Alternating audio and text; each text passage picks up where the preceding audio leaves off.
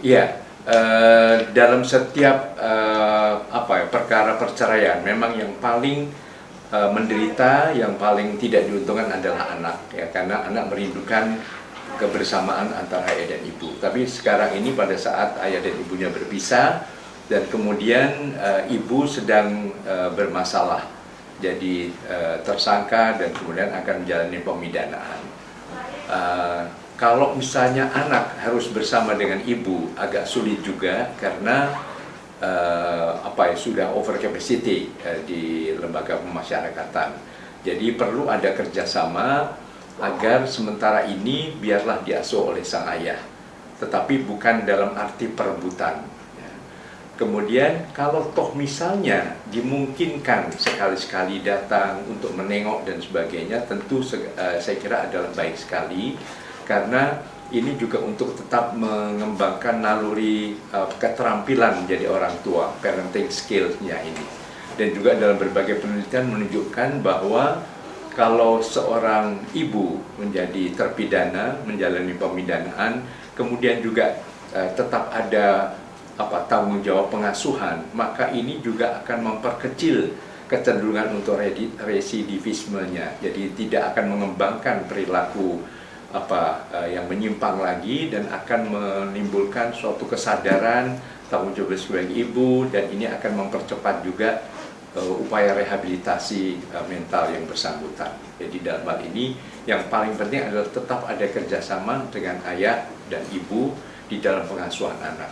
Misalnya toh sudah ditetapkan juga pola asuh ada di ibu, tetapi tidak berarti ayah juga tidak bisa mengambil alih ini manakala sudah ada komunikasi yang sangat efektif antara ayah dan ibunya. Saya kira itu yang paling penting. Terus pengaruh sendiri Kak kalau untuk ke anaknya? Ya, memang kalau itu kemudian terlalu diekspos, kemudian anak juga mengkonsumsi media sosial terus-menerus, akan terjadi suatu kegoncangan jiwa, akan terjadi suatu perasaan trauma, dan berbagai permasalahan lainnya akan mengganggu proses tumbuh kembang yang sehat bagi jiwa sang anak, ya. Karena anak sekarang umur 5 tahun juga sudah bisa membuka gadget, sudah bisa menerima informasi. Jadi sementara ini kalau bisa dijauhkan dulu dari media sosial, kemudian tetap ditumbuhkan rasa positif dari sang anak terhadap kedua orang tuanya. Jadi tidak ada menyudutkan salah satu, wah ini, dan mohon juga tidak ada penghakiman terhadap anak. Orang tua bisa salah, tetapi anak tetap bersih. Jadi jangan sampai nanti menimbulkan bully pada anak. Wah, kamu anak terpidana, ibu kamu begini-begini. Nah, mohon itu bisa diamankan situasi itu oleh kedua belah pihak, baik oleh ibu sendiri dan juga oleh ayah. Dan kemudian ya di beberapa negara memang juga disediakan artinya kemungkinan untuk seorang ibu mengasuh putra atau putrinya yang masih dalam usia balita di dalam lembaga masyarakat, itu dimungkinkan. Karena sekalian selain bermanfaat untuk perkembangan jiwa anak, juga untuk perkembangan jiwa sang ibu sendiri. Jadi akan membuat rasa tanggung jawab, kemudian menyadarkan pada berbagai nilai-nilai yang lebih positif dan sebagainya, itu tetap akan bisa dikembangkan. Oke, dengan status tersangka atau pidana, apakah sebaiknya yang dilakukan oleh sang ayah ini harus segera mengambil hak asuhnya atau bagaimana kira-kira Pak? Iya, kalau itu kan proses hukum ya, itu bisa saja dilakukan, tetapi tanpa menunjukkan adanya kesan seperti perebutan begitu. Walaupun belum diputuskan, tapi dengan kerjasama yang baik, saya kira tetap ayah bisa mengasuh sang anak ini. Sekali lagi semua mengedepankan kepentingan terbaik bagi anak. Jadi bukan egoisme masing-masing orang tua. Dan dalam hal ini LPAI selalu siap untuk mendampingi siapapun juga yang membutuhkan mungkin panduan, pandangan-pandangan baru, selama itu mengedepankan kepentingan terbaik bagi anak.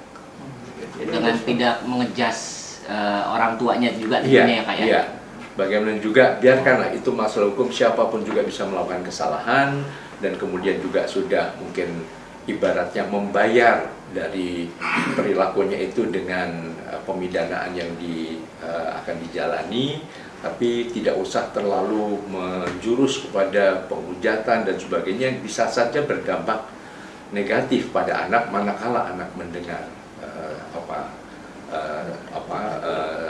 komentar-komentar yang terlalu keras dan menyudutkan tadi. Yang menyudutkan ibunya itu juga Iya. pengaruh ke anak justru ya. Iya, itu akan sangat berpengaruh pada anak. Anak tentu akan terluka, akan sangat malu dan sebagainya. Jadi mohon ini kasus hukum biarlah sudah diselesaikan dengan baik sesuai dengan jalurnya.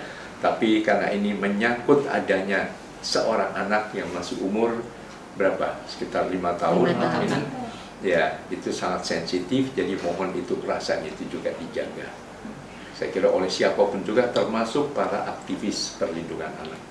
Himbauan untuk masyarakat untuk agar membantu psikis sang anak ini gimana untuk menyusul? Iya, itu tadi tidak membebani anak yang pasti juga akan mendengar, mana kalau itu diungkap di media sosial terlalu tadi menghujat, menyudutkan, biarlah semua ada jalurnya sendiri, jalur hukum juga sudah ditegakkan, dan manakala itu sudah dinyatakan tersangka, mungkin juga akan menjalani pemidanaan, biarlah semua dilakukan dengan baik. Tapi kalau tohpun itu berada di lembaga pemasyarakatan, namanya pemasyarakatan.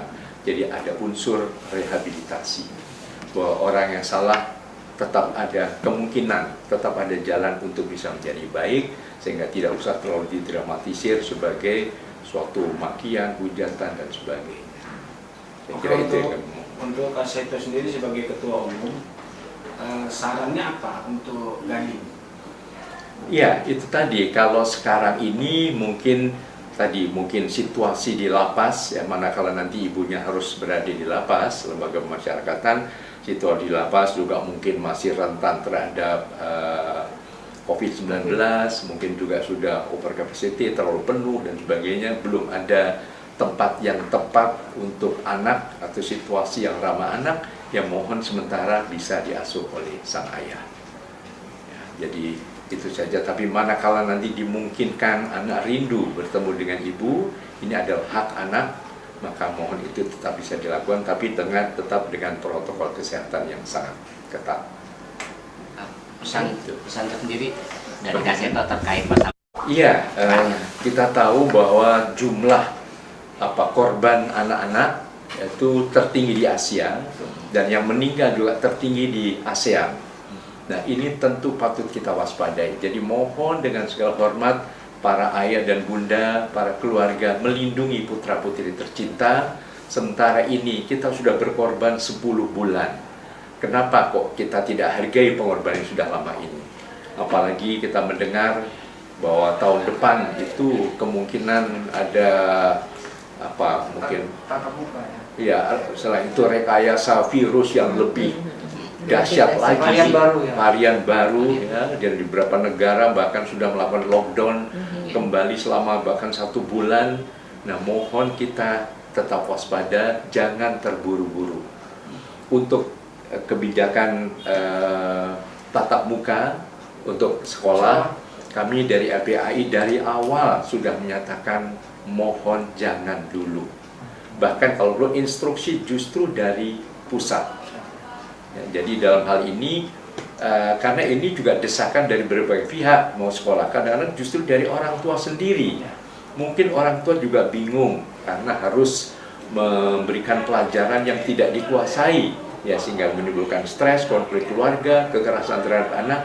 Nah, mohon kita ingat surat edaran Menteri Pendidikan dan Kebudayaan nomor 4 tahun 2020 yang dengan tegas menyatakan bahwa pembelajaran bermakna yang lebih ditekankan.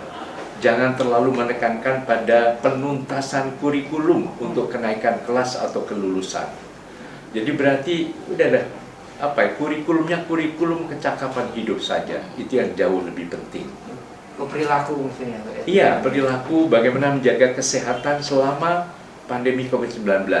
Misalnya cukup istirahat, kemudian cukup teratur makan, tapi juga bergerak, berolahraga, menjaga kebersihan, tetap mematuhi 3M, protokol kesehatan. Nah, itu adalah kecakapan hidup supaya kita tidak terkena dampak dari COVID-19 ini. Oke. Itu yang paling cukup.